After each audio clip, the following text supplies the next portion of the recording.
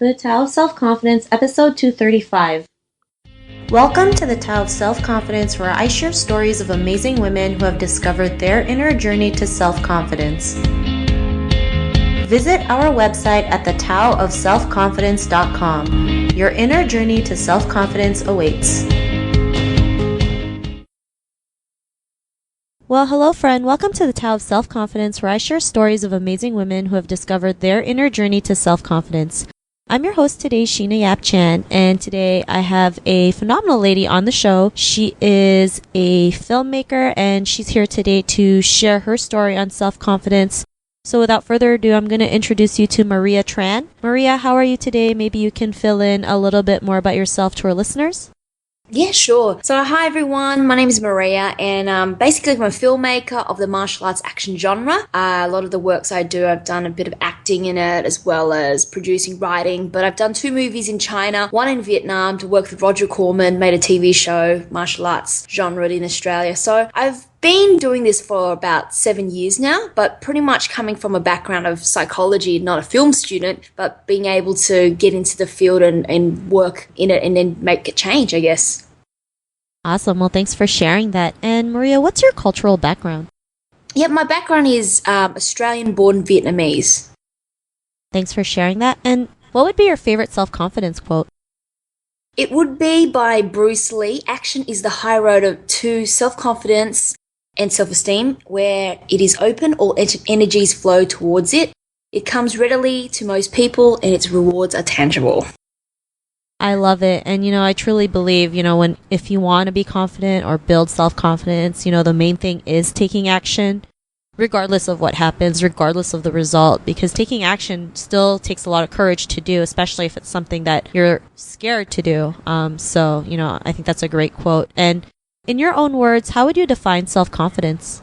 So I guess for me, self-confidence is the basics of just trusting in yourself, being able to take on challenges, seek and seize opportunities, I guess deal with, circumstances that may be difficult. And when things don't turn out well, then just basically admit liability for it and then move on and continue to do good work, I guess.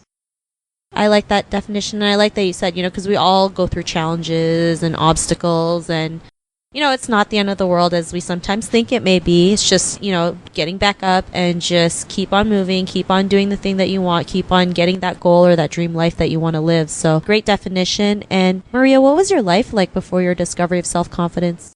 Well, during my schooling years, I was the typical nerd that always got picked on.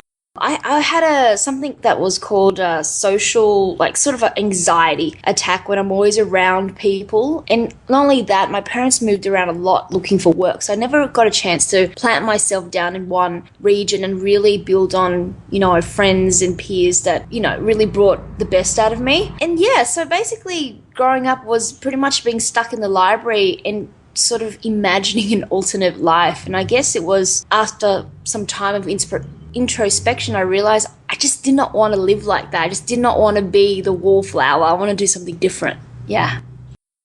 And so what was that time when you realized that, you could break out of that and be the person that you are today and have that confidence?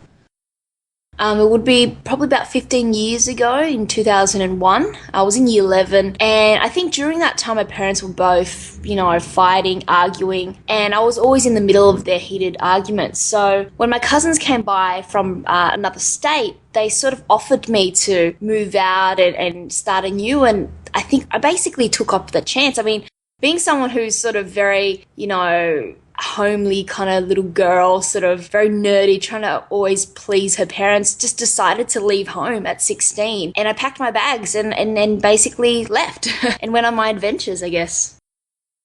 Thanks for sharing that. And I'm sure, it's not even, being Asian and leaving your house at 16 is probably the, the biggest thing you could ever do. And it's I don't know what your parents were like, but, for most parents, it's how could you do this to us? We're your parents. You're supposed to be with us. You're only 16. But, you went ahead and just lived your life because you were sick and tired of the way you felt. And because of that, what's your life been like now?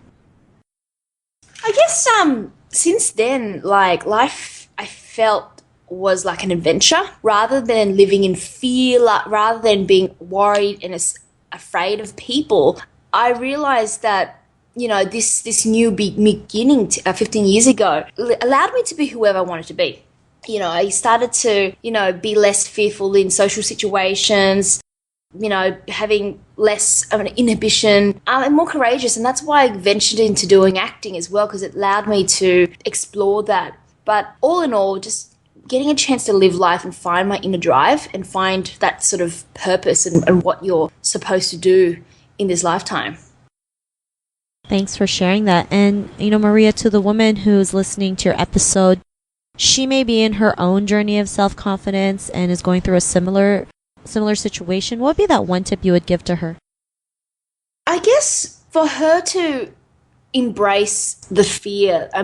Embrace it and then change it and find ways. And I find that the struggle is what makes you who you are. The more you struggle, the more you go through a lot of challenges and obstacles, those are the moments that start to define the person who you are and also the purpose you're built to do in this life. And I think also to think as big as possible and not see yourself in just a small unit, in this world, but really see yourself as an agent with a magnitude of energy that can connect, internationally, and you can have your voice and what you do sort of seen in fields and really make that strong social change.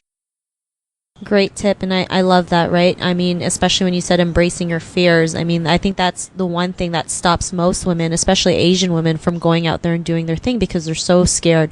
They're so scared of what others may think. They're so scared if they fail. They're so scared of making a mistake, not realizing that's all a part of life, and, life still moves on even when those things happen. So it's just better to just feel that fear and just do it anyway. So thanks for sharing those tips. And if our listeners wanted to connect with you or get to know a little bit more about what you do, is there any links or social media profiles we can connect with?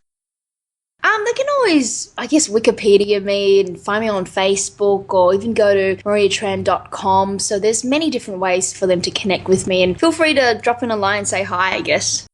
Awesome. Well, thanks for sharing that. And to our listeners, if you want to connect with Maria, you can also head on over to the taoofselfconfidence.com and search for Maria's name. Her show notes will pop up along with everything else we talked about. And I really just want to thank Maria for taking the time to share her story with us. So thank you so much. Thank you heaps, Sheena.